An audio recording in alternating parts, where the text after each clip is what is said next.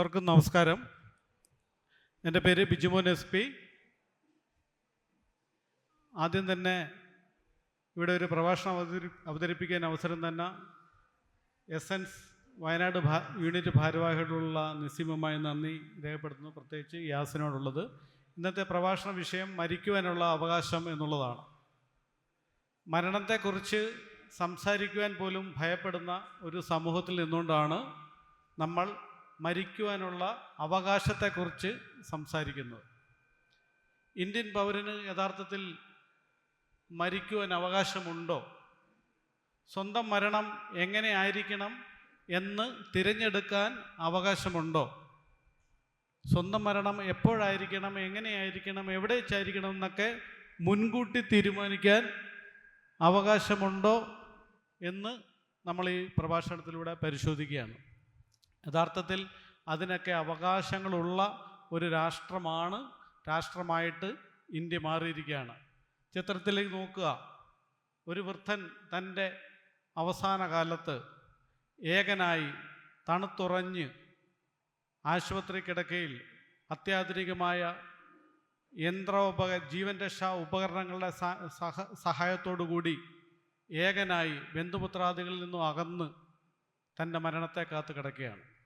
ഈ അവസരത്തിൽ ഒരുപക്ഷെ അദ്ദേഹത്തിൻ്റെ മനസ്സിൽ, ബോധമുള്ള സമയത്ത് അദ്ദേഹത്തിൻ്റെ മനസ്സിൽ ഈ വരികൾ വരുന്നുണ്ടായിരിക്കാം: മരണമെത്തുന്ന നേരത്ത് നീ എൻ്റെ അരികിൽ ഇത്തിരി നേരം ഇരിക്കണേ. സുഖമായിട്ട് മരിക്കാനാണ് എല്ലാവരും ആഗ്രഹിക്കുന്നത്. ആൾക്കാരോട് നമ്മൾ ചോദിക്കുകയാണ്, നിങ്ങൾക്ക് എങ്ങനെ മരിക്കണം?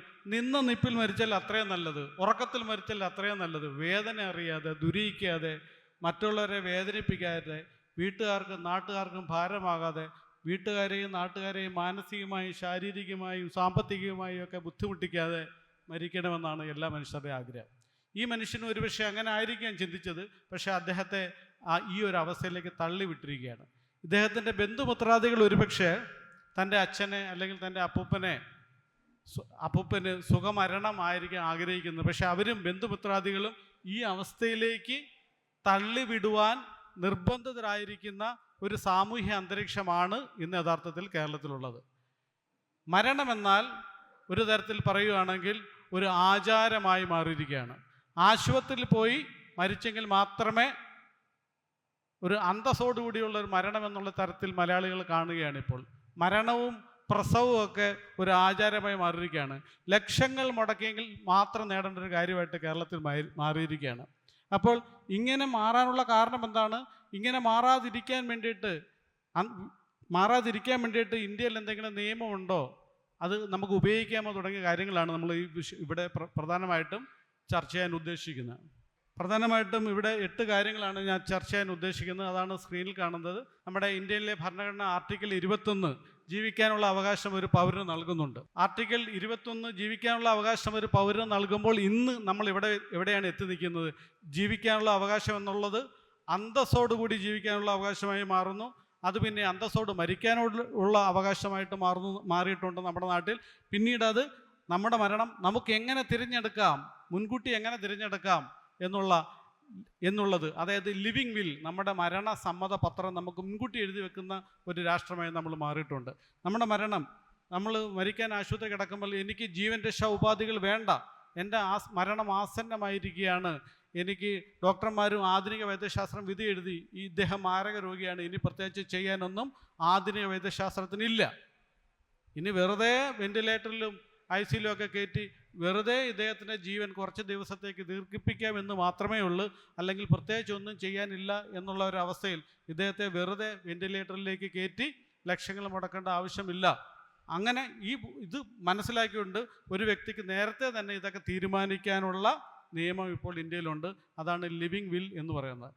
അപ്പോൾ നമ്മുടെ ജീവിക്കാനുള്ള അവകാശം ലിവിങ് വില്ലായി മാറിയിരിക്കുന്ന ഒരു അവസരത്തിലാണ് നമ്മൾ ജീവിക്കുന്നത്. നമ്മളതിലേക്ക് നോക്കാം. അതെങ്ങനെയാണ് അതിലൂടെ കടന്നു വന്നതെന്ന് നോക്കാം. പെട്ടെന്ന് പറയാം. 1972 ലോ കമ്മീഷൻ ആത്മഹത്യാ ശ്രമം കുറ്റകരമല്ല എന്ന് കണ്ടെത്തിയുണ്ടായി. ആത്മഹത്യാ ശ്രമം ഇന്ത്യയിൽ IPCയിൽ സെക്ഷൻ 309 പ്രകാരം ആത്മഹത്യക്ക് ഒരാൾ ശ്രമിച്ചാൽ 1 വർഷം വരെ തടവ് ശിക്ഷ കിട്ടാവുന്ന കുറ്റമാണ്. 1972 ലോ കമ്മീഷൻ പറഞ്ഞു അത് ഒഴിവാക്കണം. 1985 Delhi high court state versus Sanjay Kumar Bhatia എന്ന കേസിലും ഈ സെക്ഷൻ 309 പ്രകാരം ഉള്ള പണിഷ്മെൻറ്റ് ശരിയല്ല എന്നുള്ള നിഗമനത്തിലെത്തി. 1987 മുംബൈ ഹൈക്കോർട്ട് ഇതേ നിഗമനത്തിലെത്തി. എന്നാൽ 1996 supreme court Shrimati Gian Kaur versus state of Punjab കേസിൽ അവർ പറഞ്ഞു ആത്മഹത്യാ ശ്രമം കുറ്റകരമാണ്. അത് മരിക്കാനുള്ള അവകാശമായിട്ട്, അതായത് ജീവിക്കാനുള്ള അവകാശം എന്നാൽ മരിക്കാനുള്ള അവകാശമായിട്ട് കണക്കാക്കാൻ പറ്റത്തില്ല എന്ന് അതിന് തൊട്ട് മുമ്പുള്ള ഹൈക്കോടതി വിധികൾക്ക് വിരുദ്ധമായി 1996 സുപ്രീം കോടതി പറയുകയുണ്ടായി. 2006 ആയപ്പോഴേക്കും ലോ കമ്മീഷൻ വീണ്ടും ഒരു ശുപാർശ ചെയ്തു. അത് വളരെ സുപ്രധാനമായ ശുപാർശയാണ്.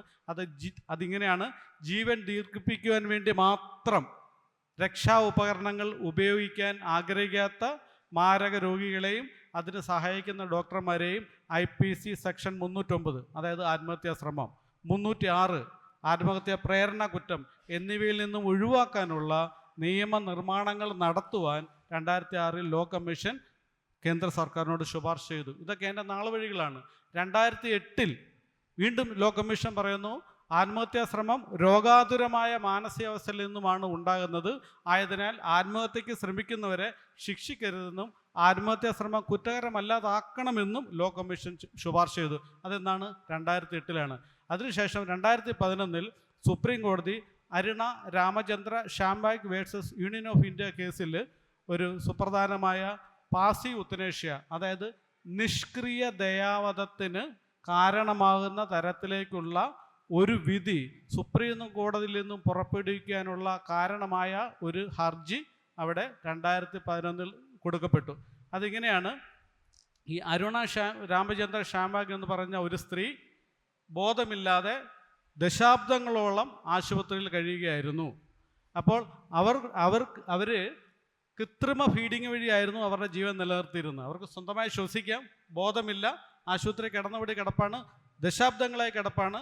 കൃത്രിമമായ ഫീഡിങ് വഴി മാത്രമേ അവർക്ക് അവർക്ക് ആഹാരം കഴിക്കാൻ പറ്റത്തുള്ളൂ എന്നുള്ള അവസ്ഥയാണ്. ഇത് ഇന്ത്യൻ ഭരണഘടനയുടെ ആർട്ടിക്കിൾ 21 പറയുന്ന അന്തസ്സോടുകൂടി ജീവിക്കാനുള്ള അവകാശത്തിൻ്റെ ലംഘനമാണ്. അവരെ ഈ കൃത്രിമമായിട്ടുള്ള ഫീഡിങ് ഒഴിവാക്കിക്കൊണ്ട് അവർക്ക് സുഖമരണം നൽകുവാൻ ആശുപത്രി അധികൃതരോട് നിർദ്ദേശിക്കണമെന്ന് പറഞ്ഞിട്ടാണ് ഒരു ഹർജി 2011 പോയത്. ആ ഹർജി ഫയലിൽ സ്വീകരിച്ചതിന് ശേഷം സുപ്രീം കോടതി അവിടെ ഡോക്ടർമാരെയൊക്കെ വിദഗ്ധ സമിതിയെ വിട്ടെങ്കിലും അന്നൊരു കാര്യമുണ്ടായിരുന്നു. ഈ ഹർജി അവർ തള്ളിക്കളഞ്ഞു, അതിനെ പരിഗണിക്കാതിരുന്നതിൻ്റെ പ്രധാന കാരണം ഈ ഹർജിക്കാരി ഇവരുടെ സുഹൃത്തായിരുന്നില്ല, ബന്ധുവല്ല, സുഹൃത്തുമല്ല. പിന്നെ നിങ്ങൾ എന്തിനാണ് ഈ ഹർജിയുമായിട്ട് വരുന്നത് എന്നുള്ള വളരെ ഒരു ചെറിയ പോയിന്റിലാണ് ഇത് ഒന്ന് തള്ളിക്കളഞ്ഞത്. പക്ഷേ അന്ന് സുപ്രീം കോടതി സവിസ്തരം അരുണ രാമചന്ദ്ര ശ്യാംബാഗിൻ്റെ കേസ് പഠിക്കുകയും ഇത് വളരെയധികം ഇടപെടേണ്ടതായിട്ടുള്ളൊരു കാര്യമാണെന്ന് മനസ്സിലാക്കുകയും ലോകമാസകലം ആധുനിക ജനാധിപത്യ രാഷ്ട്രങ്ങളിൽ ദയാവധം പോലുള്ള കാര്യങ്ങൾ ഓൾറെഡി നടപ്പിലാക്കിയ സ്ഥിതിക്ക് ഇന്ത്യ പോലുള്ള രാജ്യത്തിലേക്ക് അത് മടിച്ചു നിൽക്കേണ്ട എന്നുള്ള തരത്തിലുള്ള ചിന്തകളൊക്കെ സുപ്രീം കോടതിയിൽ സജീവമായി ചർച്ചകൾക്ക് വരികയും അത് ചില നിബന്ധനകളോടുകൂടി ഹൈക്കോടതിയുടെ മേൽനോട്ടത്തിൽ പാസീവ് ഉത്തനേഷ്യ അഥവാ നിഷ്ക്രിയ ദയാവധം അനുവദിക്കാമെന്നതാണെന്ന് സുപ്രീം കോടതി അന്ന് നിരീക്ഷിക്കുകയുണ്ടായി. അപ്പോൾ ഇന്ത്യയിൽ പാസീവ് ഉത്തനേഷ്യ എന്ന നിഷ്ക്രിയ ദയാവധം എന്ന പരിപാടി നടപ്പിൽ വരുത്തുന്നതിന് ഹേതുവായി നിന്ന ഒരു വ്യക്തിയാണ് അരുണ രാമചന്ദ്ര ശ്യാംബാഗ്. ആരാണ് അരുണ രാമചന്ദ്ര ശ്യാംബാഗ് എന്ന് നോക്കുകയാണെങ്കിൽ ഇവർ 1973 ബോംബെയിലെ ഒരു പ്രമുഖ ഹോസ്പിറ്റലിൽ നേഴ്സായിട്ട് ജോലി ചെയ്യുമായിരുന്നു. 1973 ഇവരുടെ ആ ഹോസ്പിറ്റലിലെ സ്വീപ്പറായിരുന്ന ഒരു വ്യക്തി അതിഭീകരമായ രീതിയിൽ പ്രകൃതി വിരുദ്ധ ബലാത്സംഗത്തിന് ഇവരെ ഇരയാക്കുകയും ആ സമയത്ത് പട്ടിയെ പൂട്ടുന്ന ഒരു തുടലെടുത്തിട്ട് ഇവരുടെ കഴുത്തിൽ വലിച്ചമർത്തുകയും തലച്ചോറിലേക്കുള്ള രക്തഓട്ടം നിലയ്ക്കുകയും ആ ദിവസം മുതൽ, അതായത് 1973 ഈ സംഭവം നടക്കുന്ന ദിവസം, അതായത് നവംബർ 27, 1973 ആ ദിവസം മുതൽ 2015 ഇവർ മരിക്കുന്നവരെ ഇവർ അബോധാവസ്ഥയിലായിരുന്നു. ഇവരുടെ ജീവൻ നിലനിർത്താൻ വേണ്ടുന്ന ആഹാരം ഇവർക്ക് ട്യൂബ് വഴിയായിരുന്നു നൽകിയിരുന്നത്. അവർ ആശുപത്രി കിടക്കുന്ന അവരുടെ ഫോട്ടോയാണത്. അത് ആ കണ്ടീഷൻ പറയുന്നതാണ് വെജിറ്റേറ്റീവ് സ്റ്റേറ്റ് എന്ന് പറയും. പെർസിസ്റ്റൻ്റ് വെജിറ്റേറ്റീവ് സ്റ്റേറ്റ് എന്ന് പറഞ്ഞാൽ അവർക്ക് ബോധമൊന്നുമില്ല, അവരൊന്നും തിരിച്ചറിയുന്നില്ല, വെറുതെ ശ്വാസം എടുക്കാനുള്ള ശേഷിയുണ്ട്, വെന്റിലേറ്ററിൻ്റെ ആവശ്യമില്ല, ആഹാരം സ്വയം കഴിക്കാൻ പറ്റത്തില്ല, ഫീഡ് ചെയ്യണം, പിന്നെ റെസ്പോൺസ് ഒന്നുമില്ല, ബാഹ്യ ചോദനകളോട് റെസ്പോണ്ട് ഒന്നും ചെയ്യത്തില്ല. ഇങ്ങനെ എന്താ പറയുന്നത്, ജീവച്ഛവം പോലെ കിടക്കും. അങ്ങനെ ജീവച്ഛവം പോലെ സ്വതന്ത്ര ഇന്ത്യയിൽ 73 മുതൽ 2015 വരെ 42 വർഷത്തോളം കിടന്ന കിടപ്പിൽ കിടന്ന് ഇന്ത്യയിലെ പാസി ഉത്തനേഷ്യ എന്ന കോൺസെപ്റ്റിന് നടപ്പിലാക്കാനുള്ള ഹേതുവായ ഒരു വ്യക്തിയാണ്. ഇവരിങ്ങനെ കിടക്കുന്നത് കണ്ടിട്ട് പിങ്കി വിരാനി എന്ന റൈറ്റ് സൈഡിൽ താഴെ കാണുന്ന ഒരു പത്രപ്രവർത്തക അവർ വരികയും ഈ വിഷയം അവരാണ് ഹർജി സുപ്രീം കോടതിയിൽ കൊടുത്തത്. പക്ഷേ ഞാൻ നേരത്തെ സൂചിപ്പിച്ചു, ഈ ഹർജി ഇവരുടെ ലൈഫ് സപ്പോർട്ട് മെക്കാനിസം എടുത്തു മാറ്റാൻ വേണ്ടി സുപ്രീം കോടതി വിധിച്ചില്ല എങ്കിലും പാസി ഉത്തനേഷ്യയ്ക്ക് ഹേതുവായ ഒരു ഹർജിയായിട്ടാണ് അത് പിന്നീട് മാറിയത്. ഈ അരുണയെക്കുറിച്ച് പിങ്കി വിരാനി എഴുതിയ പുസ്തകമാണ് അരുണ സ്റ്റോറി എന്ന് പറഞ്ഞിട്ട്. നമ്മുടെ മലയാളത്തിൽ ഒരു സിനിമ മരം പെയ്യുമ്പോൾ എന്ന് പറഞ്ഞിട്ട് ഒരു സിനിമ വരികയാണ്. കുറേ കാലമായി അത് ഇന്നിറങ്ങും എന്ന് പറഞ്ഞിരിക്കുന്നു. ഇനിയിപ്പോൾ അടുത്ത വർഷം ഇറങ്ങുമെന്നാണ് പറയുന്നത്. സിനിമാ താരം അനുമോൾ കേന്ദ്ര കഥാപാത്രമായിട്ട് ആ നേഴ്സിൻ്റെ റോൾ അഭിനയിക്കുന്ന സിനിമയാണ് മരം പെയ്യുമ്പോൾ എന്നുള്ളത്. നമുക്ക് 2018 ആകുന്നു, സുപ്രീം കോടതിയുടെ ഒരു സുപ്രധാന വിധി common cause versus union of India. Common cause എന്ന് പറഞ്ഞാൽ ഒരു സന്നദ്ധ സംഘടനയാണ്. അവർ സുപ്രീം കോടതിയിൽ യൂണിയൻ ഓഫ് ഇന്ത്യക്കെതിരെ ഒരു കേസ് കൊടുത്തു. അതിൻ്റെ വിധി ഇങ്ങനെയാണ്. അപ്പോൾ സുപ്രീം കോടതി വിധി മാത്രം ഞാൻ പറയാം. അന്തസ്സോടെ മരിക്കാനുള്ള അവകാശം, ഭരണഘടനയുടെ ആർട്ടിക്കിൾ 21 പറയുന്ന അന്തസ്സോടെ മരിക്കാനുള്ള അവകാശം എന്നാൽ ഒരു പൗരൻ്റെ മൗലിക അവകാശമാണ് എന്ന് പ്രസ്താവിച്ചു. അന്തസ്സോടെ ജീവിക്കാനുള്ള അവകാശം അന്തസ്സോടെ മരിക്കാനുള്ള അവകാശം കൂടിയാണ് എന്ന്, അതൊരു പൗരൻ്റെ മൗലിക അവകാശമാണെന്നുള്ള വിധിയാണ് 2018 മാർച്ച് 9 സുപ്രീം കോടതി ഇറക്കിയത്. ഈ വിധിയാണ് പിന്നീട് ലിവിങ് വിൽ എന്നുള്ള ഒരു സങ്കല്പത്തിന് നിയമസാധുത നൽകിയത്. 2018 സുപ്രീം കോടതി വിധി ഇറക്കിയപ്പോൾ അതിൻ്റെ അകത്തൊക്കെ കുറച്ച് അവ്യക്തതകളുണ്ട്. ആ അവ്യക്തതകളൊക്കെ മാറ്റാൻ വേണ്ടിയിട്ട് വീണ്ടും 2023 ജനുവരി 24 Indian society of critical care medicine എന്ന സംഘടന വീണ്ടും സുപ്രീം കോടതിയെ സമീപിക്കുന്നു.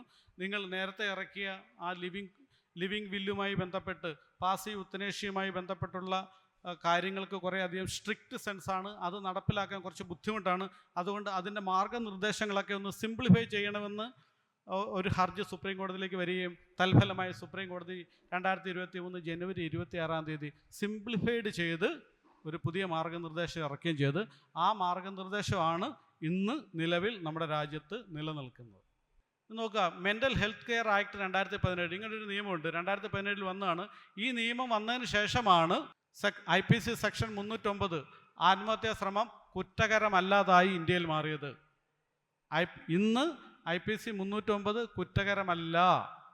ഈ നിയമം വന്നതിന് ശേഷമാണ്. ഈ നിയമം വന്നപ്പോൾ അതിലെന്താണ് പറയുന്നത്? മെൻ്റൽ ഹെൽത്ത് കെയർ ആണ്. ഒരാൾ ആത്മഹത്യക്ക് ശ്രമിച്ചാൽ തീർച്ചയായും അദ്ദേഹം മാനസികമായ ചില സമ്മർദ്ദങ്ങൾക്ക് അടിമപ്പെട്ടിട്ടാണ്, അതൊരു മെൻ്റൽ പ്രോബ്ലമായിട്ടാണ് കണക്കാക്കേണ്ടത്. അങ്ങനെയുള്ളവരെ വീണ്ടും പിടിച്ച് 1 വർഷം അകത്തിടുകയല്ല വേണ്ടത് എന്നുള്ളതാണ് മെൻ്റൽ ഹെൽത്ത് കെയർ ആക്റ്റിൽ ആ പറയുന്ന സെക്ഷൻ കൊണ്ട് ഉദ്ദേശിക്കുന്നത്. അപ്പോൾ ഇത് വന്നതിന് ശേഷം ഇന്ത്യയിൽ നിലവിൽ ആത്മഹത്യാ ശ്രമം കുറ്റകരമല്ല. എക്സെപ്റ്റ്, എന്നാൽ ഒരു കാര്യത്തിന് ഇപ്പോഴും ആത്മഹത്യാ ശ്രമം നിൽപ്പുണ്ട്.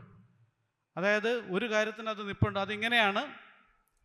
അതായത് ഒരു സർക്കാർ ഉദ്യോഗസ്ഥൻ തൻ്റെ ഔദ്യോഗിക കൃത്യനിർവഹണം നടപ്പിലാക്കാതിരിക്കാൻ വേണ്ടി വേറൊരു വ്യക്തി കൃത്യനിർവഹണം തടസ്സപ്പെടുത്താൻ വേണ്ടിയിട്ട് ഒരു നടപടി സ്വീകരിക്കുന്നു. അതായത് ഒരു ഓഫീസിൽ വന്നിട്ട് ഇന്ന കാര്യം വേണമെന്ന് പറഞ്ഞ് ഉദ്യോഗസ്ഥൻ പറഞ്ഞു അത് നിയമപരമായി ചെയ്യാൻ പറ്റുന്ന കാര്യമല്ല എന്ന് പറയുന്നു. ഈ വ്യക്തി നേരെ ഓഫീസിന് മുമ്പിലുള്ള മാവേ കയറിയിട്ട് മാവിൻ്റെ മുകളിൽ ഞാൻ ഇപ്പം ചാടൂ എന്ന് പറഞ്ഞ് ഭീഷണിപ്പെടുത്തുന്നു. അങ്ങനെ ഒരു സാഹചര്യത്തിൽ ആണെങ്കിൽ അത് ഇപ്പോഴും കുറ്റകരമാണ് എന്നുള്ളതാണ്. അപ്പോൾ ആ ആത്മഹത്യാ ശ്രമം കുറ്റകരമാകുന്നത് ഈ ഒരു വ്യവസ്ഥയിൽ മാത്രമാണ് ഇന്ത്യയിൽ എന്ന് നമ്മൾ മനസ്സിലാക്കണം. ജസ്റ്റ് നോക്കുക, ഡെത്ത്, മരണം 3 തരം മരണം: brain death, clinical death, biological death. Death is the end of the life. ജീവൻ്റെ അവസാനമാണ് മരണം. ഒരിക്കലും തിരിച്ചു വരാത്ത എല്ലാ ബയോളജിക്കൽ ഫങ്ഷനുകളുടെയും ഒരിക്കലും തിരിച്ചു വരാത്തൊരവസ്ഥയാണ് മരണമെന്ന് പറയുന്നത്. ജനിച്ചാൽ എല്ലാ ജീവികളും മരിക്കും. ബാക്ടീരിയകളെക്കുറിച്ചും വൈറസുകളെക്കുറിച്ചും ഒക്കെ തിരിച്ചറിവില്ലാത്ത ഒരു കാലത്ത് ഉണ്ടാക്കിയ ഒരു പ്രമാണമാണ് ജനിച്ചാൽ എല്ലാ ജീവികളും മരിക്കും. ഏകകോശ ജീവികളൊക്കെ ആണെങ്കിൽ നമുക്കറിയാം അത് അടുത്ത തലമുറയെ സൃഷ്ടിക്കുന്നത് കോശ വിഭജനത്തിലൂടെയാണ്. ഒന്ന് വിഭജിച്ച് രണ്ടാവും, രണ്ട് വിഭജിച്ച് നാലാവും. അവിടെ മരണമുണ്ടോ?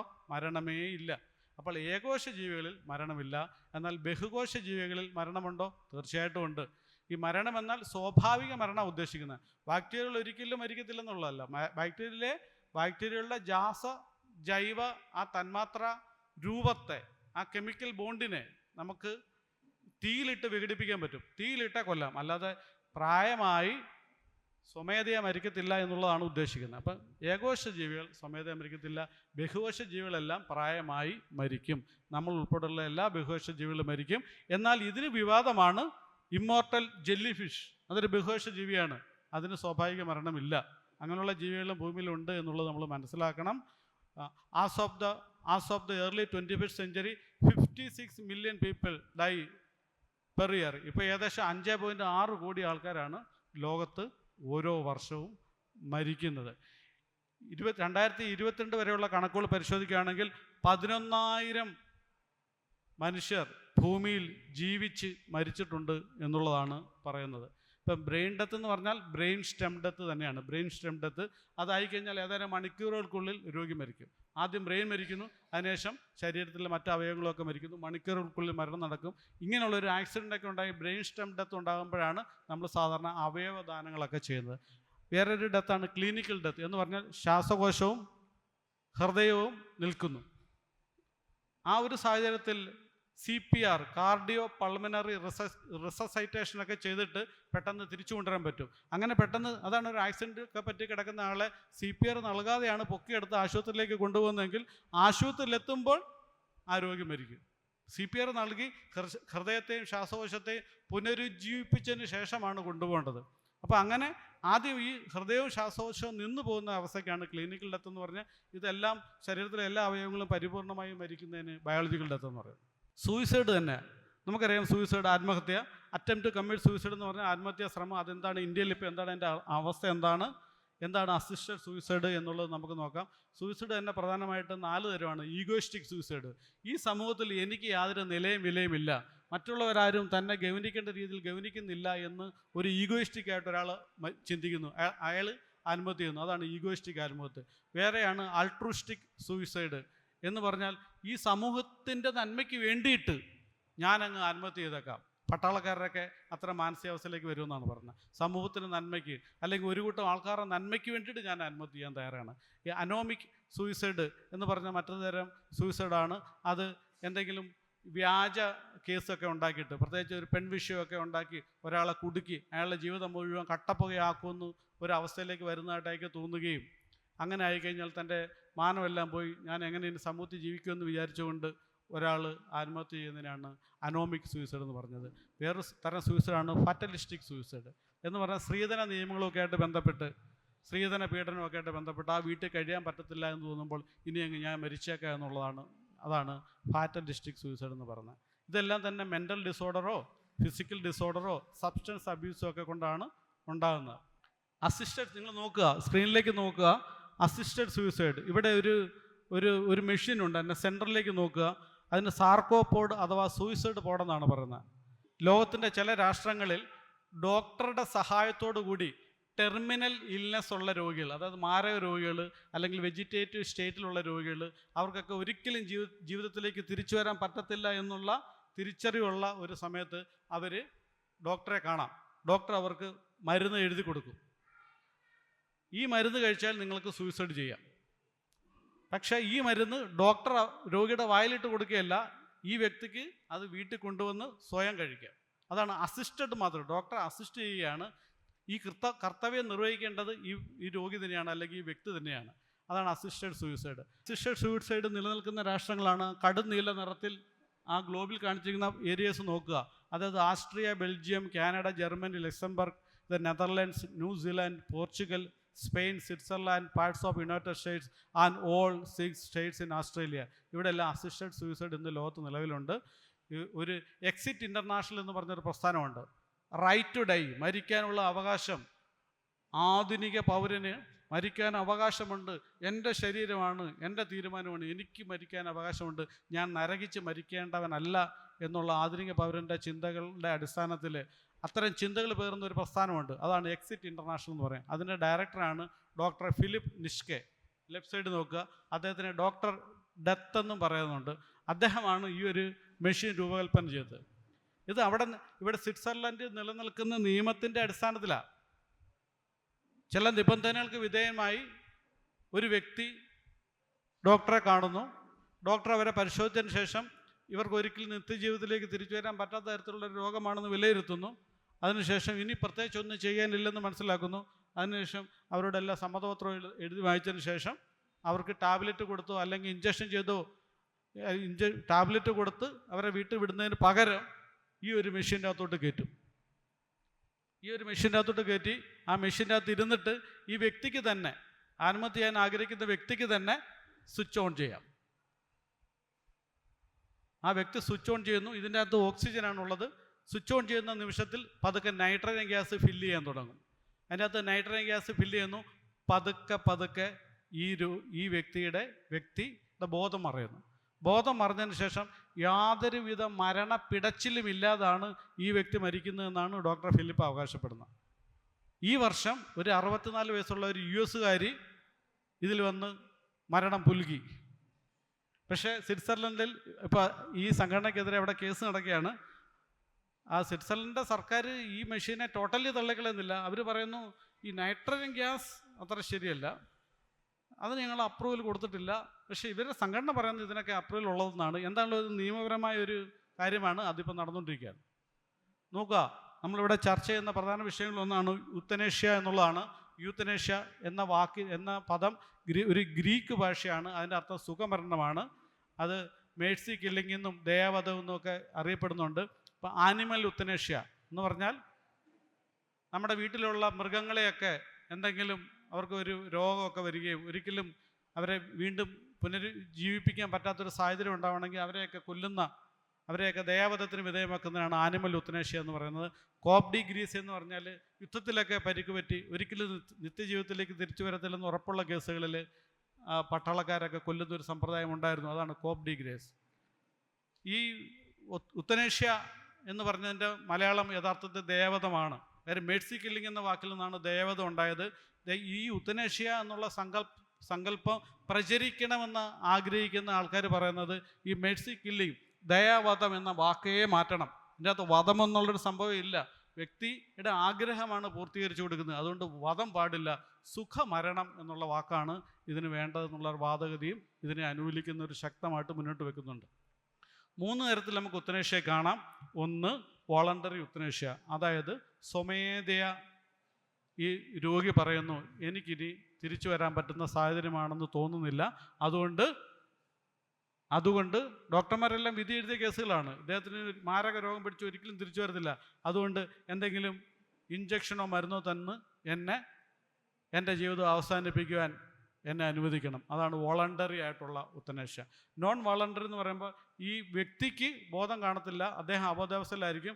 ബന്ധുമിത്രാദികൾ ഇതേ ആവശ്യം ഉന്നയിക്കുന്നു, ദയാവധത്തിന് വിധേയമാകുന്നു. അതാണ് നോൺ വോളണ്ടറി. 3-ാമതാണ് ഇൻവോളണ്ടറി യൂത്തനേഷ്യ എന്ന് പറഞ്ഞാൽ ഈ വ്യക്തിക്ക് അദ്ദേഹത്തിൻ്റെ ജീവൻ്റെ അവസാന കാലമായി ഇനിയൊന്നും ഇല്ല, ഇനി ഒരു ചികിത്സയും ഇല്ല എന്ന് പറഞ്ഞതിന് ശേഷവും എനിക്ക് മരിക്കുകയേ വേണ്ട, എന്ത് കഷ്ടപ്പാട് ബുദ്ധിമുട്ടും സഹിച്ചിട്ടാണ് എനിക്ക് ജീവിക്കണമെന്ന് പറയുന്ന ചില ആൾക്കാരുണ്ട്. അപ്പോൾ അങ്ങനെയുള്ള ആൾക്കാരെ അവരുടെ ആഗ്രഹം കൂടാതെ ബന്ധുക്കൾ ഈ യൂത്തനേഷ്യയ്ക്ക് വിധേയമാക്കുന്നതിനെയാണ് ഇൻവോളണ്ടറി യൂത്തനേഷ്യ എന്ന് പറഞ്ഞാൽ. ഇൻവോളണ്ടറി യൂത്തനേഷ്യ എന്ന് പറഞ്ഞാൽ it is like A murder, അതൊരു കൊലപാതകമാണ്. അതെങ്ങും ഒരു രാജ്യത്തെങ്ങും നിലനിൽക്കുന്നില്ല, ഒരു രാജ്യത്തുമില്ല. ആക്റ്റീവ് യൂത്തനേഷ്യ, പാസീവ് യൂത്തനേഷ്യ എന്ന 2 സിമ്പിൾ ഡെഫിനേഷനുണ്ട്. ആക്റ്റീവ് യൂത്തനേഷ്യ എന്ന് പറഞ്ഞാൽ ഞാൻ നേരത്തെ സൂചിപ്പിച്ചു, വോളണ്ടറി യൂത്തനേഷ്യ തന്നെയാണ്. ഒരു ചികിത്സയും ഇല്ല എന്ന് ഉറപ്പായി കഴിയുമ്പോൾ മരുന്ന് നിന്ന് എൻ്റെ ജീവിതം അവസാനിപ്പിക്കുമെന്ന് പറയുന്നതാണ് ആക്റ്റീവ് യൂത്തനേഷ്യ. ആ ആക്റ്റീവ് യൂത്തനേഷ്യ നിലനിൽക്കുന്ന രാജ്യങ്ങളാണ് ആ സ്ക്രീനിൽ നോക്കുക. ഡാർക്ക് ബ്ലൂ നിറത്തിൽ കൊടുത്തിരിക്കുന്ന രാജ്യങ്ങളിലെല്ലാം തന്നെ ലോകത്ത് ആക്റ്റീവ് യൂത്തനേഷ്യ അനുവദിക്കപ്പെട്ടിട്ടുള്ള രാജ്യങ്ങളാണ്. Belgium, Canada, Colombia, Luxembourg, Netherlands, New Zealand, Portugal, Spain, Australian states of New South Wales, Queensland, South Australia, Tasmania, Victoria and Western Australia, ഇവിടെ ഇത്രയും സ്ഥലത്ത് ആക്റ്റീവ് യുത്തനേഷ്യ അനുവദിക്കപ്പെട്ടിട്ടുണ്ട്. ഇന്ത്യയിൽ ഉള്ളത് എന്താണ് നോക്കുക, ഇന്ത്യ ലൈറ്റ് ബ്ലൂ ആണ്. അവിടെ ഇന്ത്യയിൽ എന്താണ് പാസീവ് യുത്തനേഷ്യയാണ് അനുവദിക്കപ്പെട്ടിട്ടുള്ളത്. പാസീവ് യുത്തനേഷ്യ എന്ന് പറഞ്ഞാൽ ജീവൻ രക്ഷാ ഉപകരണങ്ങൾ, ഉദാഹരണം വെന്റിലേറ്റർ, ഫീഡിംഗ് ട്യൂബ്, മറ്റു അതൊക്കെ മാറ്റിയിട്ട് സ്വാഭാവിക മരണത്തിന് അനുവദിക്കുന്നു. അതാണ് പാസീവ് യുത്തനേഷ്യ. അത് നിബന്ധനകൾക്ക് വിധേയമായിട്ടാണ് ഇതെല്ലാം ചെയ്യുന്നത്. നേരെ പൂർണ്ണമായും ആരോഗ്യമുള്ള ഒരാൾ നേരെ അങ്ങോട്ട് കയറി ചെന്നിട്ട് എനിക്ക് മരിക്കണം എന്ന് പറഞ്ഞ നിയമമില്ല. ഡോക്ടർമാർ വിധി എഴുതണം.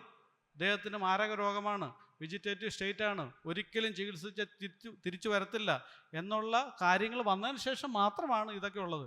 അല്ലാതെ പൂർണ്ണാരോഗ്യമുള്ള ഒരു മനുഷ്യനും എനിക്ക് മരിക്കണമെന്നും പറഞ്ഞ് ചെല്ലാൻ ഒരു വ്യവസ്ഥയില്ല. നോക്കുക, പിന്നെ ലൈറ്റ് ബ്ലൂ നമ്മൾ നോക്കി, പിന്നെ ഒരു ലൈറ്റ് ഡാർക്കായിട്ടുള്ള നിറങ്ങളുള്ള ഒരു പ്രദേശമുണ്ട്.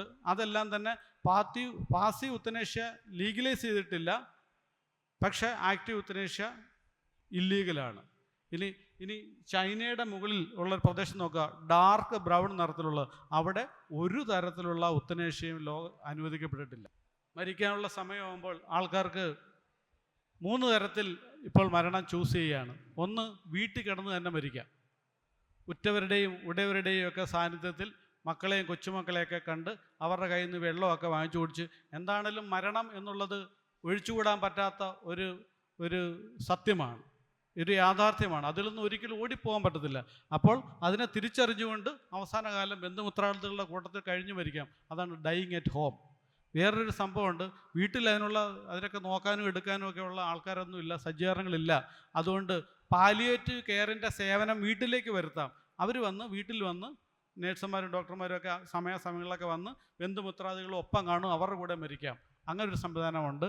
മൂന്നാമതാണ് പെയിൻ ആൻഡ് പാലിയേറ്റീവ് കെയർ ക്ലിനിക്കുകൾ. കേരളത്തിൽ 10,000 പെയിൻ ആൻഡ് പാലിയേറ്റീവ് കെയർ ക്ലിനിക്കുകളുണ്ട്. അവിടേക്ക് ഈ വ്യക്തിയെ അങ്ങോട്ട് ആക്കി കൊടുക്കുന്നു. അവരവിടെ ബാക്കി കാര്യങ്ങളൊക്കെ നോക്കുന്നു.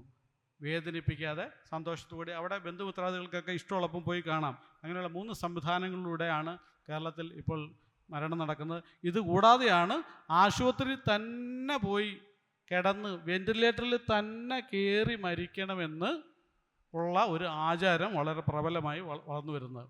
വെന്റിലേറ്ററിൽ കയറ്റിയില്ലെങ്കിൽ മക്കൾക്ക് എന്തോ അന്തസ്സ് പോകുന്ന പോലെ, ഒരു കുറച്ചില്ല. എൻ്റെ അച്ഛൻ വെന്റിലേറ്ററിലാണ് കിടന്ന് മരിച്ചതെന്ന് അഭിമാനത്തോട് പറയുന്ന ഒരവസ്ഥ നമ്മൾ കേട്ടിട്ടുണ്ട്. ഡെത്ത് വില്ലിനെ കുറിച്ച് നമ്മൾ കേട്ടിട്ടുണ്ട്. ഡെത്ത് വില്ലെന്ന് പറഞ്ഞാൽ എന്താണ്? മരണപത്രം, വിൽപത്രമാണ് ഡെത്ത് വില്ല്. അതിനെക്കുറിച്ച് എല്ലാവരും കേട്ടിട്ടുണ്ട്. ഡെത്ത് വില്ലെന്ന് പറഞ്ഞാൽ നമ്മുടെ മരണശേഷം സമ്പത്ത് എങ്ങനെ വീതം വെക്കണമെന്നുള്ളതാണ് ഡെത്ത് വില്ല്. വില്ലെന്ന് പറഞ്ഞാൽ, അല്ലെങ്കിൽ വിൽപത്രം എന്ന് പറഞ്ഞാൽ ഡെത്ത് വില്ല് മാത്രമാണെന്നാണ് ആൾക്കാർ മനസ്സിലാക്കിയിരിക്കുന്നത്. ഈ പാസീവ് യുത്തനേഷ്യ എന്ന സങ്കല്പത്തെക്കുറിച്ചോ ലിവിങ് വില്ലിനെ കുറിച്ചോ കേട്ടിട്ടില്ലാത്തവരാണ് 99.9% ഇന്ത്യക്കാരും. ഭരണഘടനാപരമായി തന്നെ നമ്മളൊരു ജനാധിപത്യ രാഷ്ട്രമാണ്, ജനാധിപത്യ മതേതര രാഷ്ട്രമാണ്, മതരാഷ്ട്രമല്ല. മതരാഷ്ട്രങ്ങളിലാണ് അടിസ്ഥാനപരമായിട്ട് ദൈവം തന്ന ജീവൻ ദൈവം തന്നെ എടുക്കട്ടെ, മനുഷ്യൻ ആരാണ് അതിൽ ഇടപെടാനൊക്കെ പറയുന്നത്. പക്ഷേ ആധുനികമായുള്ള സംവിധാനങ്ങളിൽ അങ്ങനെയല്ല. മരണത്തെക്കുറിച്ചുള്ള സങ്കല്പങ്ങൾ മാറിയിരിക്കുന്നു. എന്താണ് മരണമെന്നുള്ളതും എന്ന് വളരെ കൃത്യതയോടുകൂടി അതിൻ്റെ പിന്നിലുള്ള ജൈവരാസ പ്രവർത്തനങ്ങളെക്കുറിച്ച് മനസ്സിലാക്കിയ ഒരു ആധുനിക സമൂഹം ആ മരണം അർഹിക്കുന്ന ബഹുമാനത്തോടു കൂടിയാണ് നൽകേണ്ടത് എന്നുള്ള തിരിച്ചറിവുള്ള സ്ഥലങ്ങളിലാണ് ഇതുപോലെ ലിവിങ് പോലുള്ള കാര്യങ്ങളൊക്കെ മുന്നോട്ട് വരുന്നത്. ലിവിങ് വിൽ എന്ന് പറഞ്ഞാൽ മരണ താല്പര്യ സമ്മതപത്രം എന്നാണ്. ചികിത്സയിലൂടെ ഭേദമാക്കാൻ സാധിക്കാത്തതാണ് തൻ്റെ രോഗമെന്ന് വ്യക്തമായി തിരിച്ചറിവുള്ള ഒരു വ്യക്തിക്ക് തൻ്റെ മരണം നീട്ടിവെക്കാനായി മെഡിക്കൽ സംവിധാനങ്ങൾ ഏർപ്പെടുത്താതിരിക്കാനോ അല്ലെങ്കിൽ ഏർപ്പെടുത്തുന്ന എല്ലാ സംവിധാനങ്ങളും പിൻവലിക്കാനോ നിർദ്ദേശിച്ചുകൊണ്ട് മുൻകൂട്ടി തയ്യാറാക്കാവുന്ന ഒരു പ്രമാണമാണ് ലിവിങ് വിൽ അഥവാ മരണ താല്പര്യ പത്രം. നോക്കുക, നമ്മുടെ കൊച്ചൗസേബ് ചിറ്റിലപ്പള്ളി ലിവിങ് വിൽ എഴുതിയ ആളാണ്. ഈ ലിവിങ് വിൽ എഴുതാൻ എന്താ റിക്വയർമെൻറ്റ്സ്, എന്തൊക്കെ റിക്വയർമെൻറ്റ്സ് വേണം? വാട്ട് ആർ ദ എലിജിബിലിറ്റീസ് എന്ന് ചോദിച്ചാൽ, 1, 18 വയസ്സ് പൂർത്തിയായിരിക്കണം. 2, നല്ല ആരോഗ്യമുള്ള ഒരു ശാരീരികാവസ്ഥയും മാനസികാവസ്ഥയുള്ള വ്യക്തിയായിരിക്കണം. ഫ്രീ കൺസെൻ്റ് ആയിരിക്കണം. അതായത് ബലം പ്രയോഗിച്ച് ലിവിങ് വിൽ എഴുതിപ്പിക്കാൻ പാടില്ല, സ്വന്തം ഇഷ്ടപ്രകാരമായിരിക്കണം. ഈ ഡോക്യുമെൻറ്റ്സ് എഴുതണം, അത് ഒപ്പിടണം.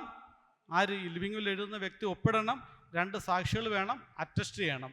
നേരത്തെ 2018 സുപ്രീം കോടതിയുടെ വിധി അനുസരിച്ച് ജുഡീഷ്യൽ ഫസ്റ്റ് ക്ലാസ് മജിസ്ട്രേറ്റ് ആയിരുന്നു അറ്റസ്റ്റ് ചെയ്യേണ്ടിയിരുന്നത്.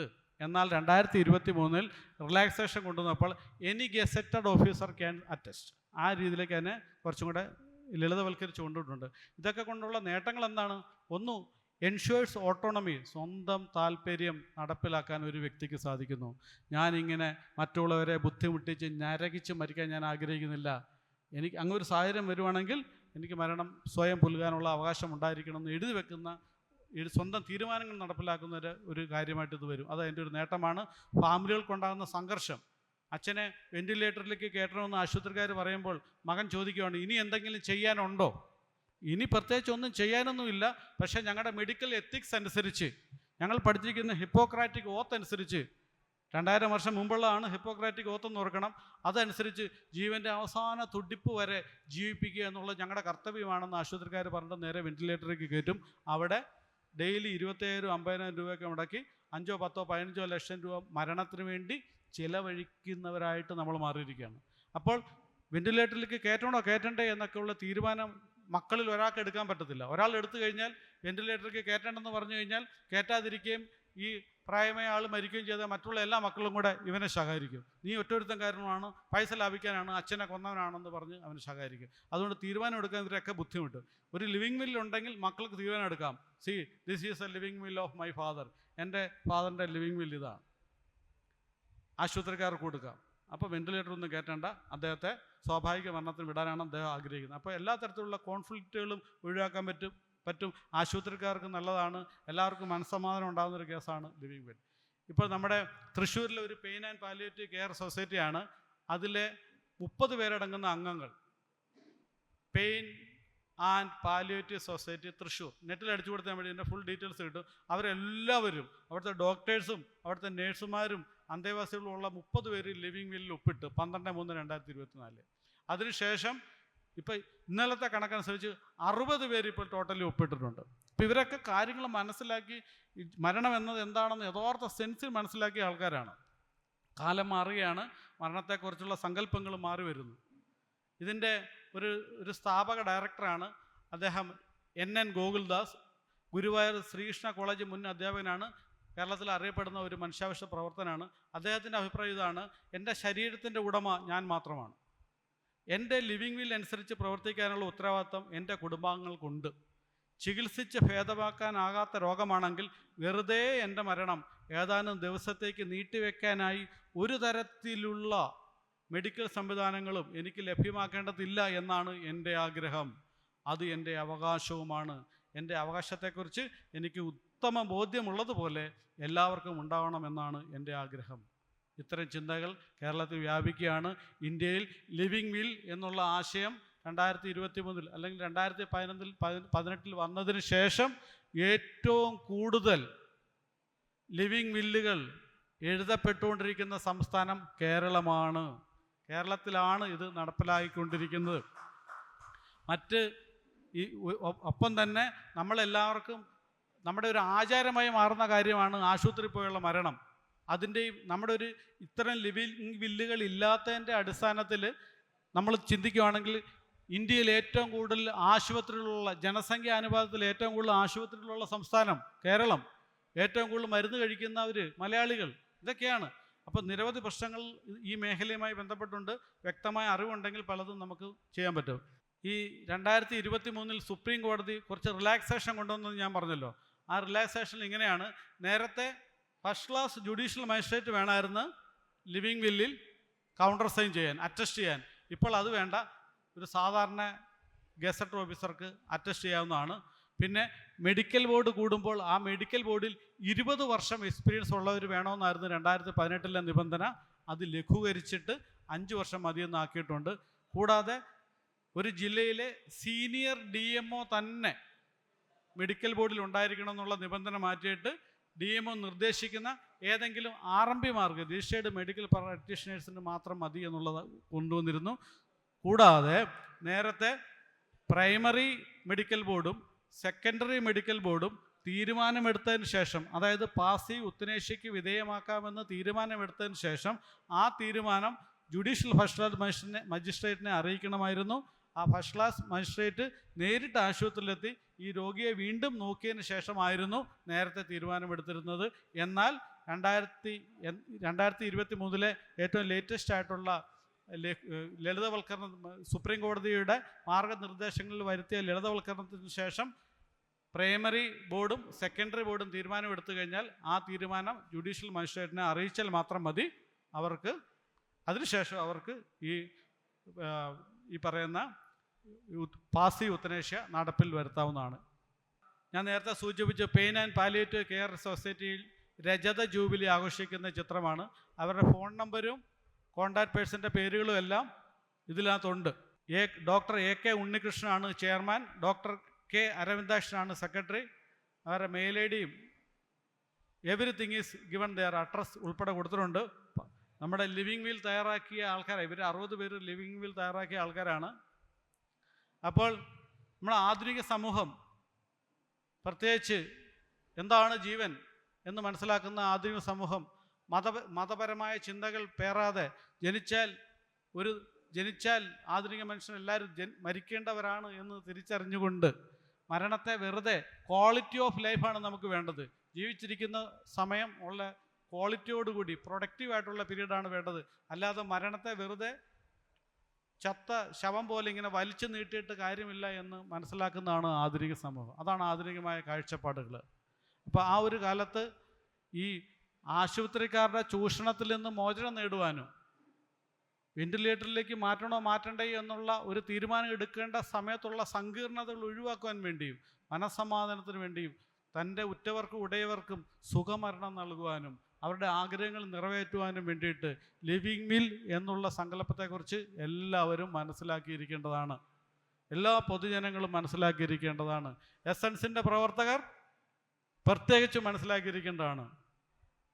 എന്തായാലും ഇതിനെക്കുറിച്ച് മനസ്സിലാക്കിയതിന് ശേഷം ഞാൻ ഒരു തീരുമാനമെടുത്തു. ഞാൻ ലിവിങ് വിൽ എഴുതും. ഈ അവസരത്തിൽ ഞാൻ എസൻസിൻ്റെ പ്രവർത്തകരോട് പറയുകയാണ്, നിങ്ങളും ഇതിൻ്റെ പ്രാധാന്യം തിരിച്ചറിയണമെന്നും ലിവിങ് വിൽ എഴുതണമെന്നും നമ്മുടെ ജീവിക്കാനുള്ള അവകാശമെന്നാൽ മരിക്കാനുള്ള അവകാശമാണ് എന്നും അത് അന്തസ്സോടുകൂടി മരിക്കാനുള്ള അവകാശമാണെന്നും ലിവിങ് വിൽ എഴുതി വെച്ചിരിക്കുന്ന എല്ലാവരുടെയും അവകാശങ്ങൾ സംരക്ഷിക്കുന്ന ഒരു നല്ല നാളെ ഉണ്ടാകുമെന്ന് പ്രതീക്ഷിച്ചുകൊണ്ടും ആശിച്ചുകൊണ്ടും ഇത്രയും നേരം എന്നെ ശ്രവിച്ച എല്ലാവർക്കും നന്ദി രേഖപ്പെടുത്തിക്കൊണ്ട് നിർത്തുന്നു.